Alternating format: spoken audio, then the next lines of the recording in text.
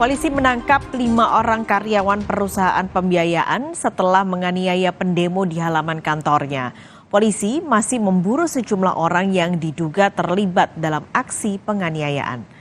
Video penganiayaan peserta unjuk rasa di Makassar, Sulawesi Selatan viral di media sosial.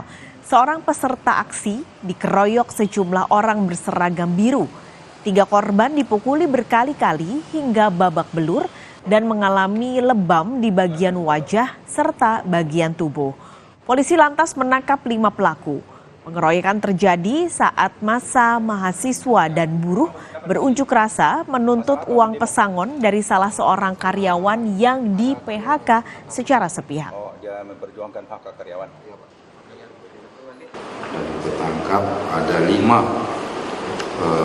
pelaku pengeroyokan terhadap pendemo dan sudah kita lakukan penahanan ke-5 pelaku ini. Adapun pelaku ini merupakan dari karyawan dari tempat di demo, yaitu karyawan dari perusahaan Mandala Finance.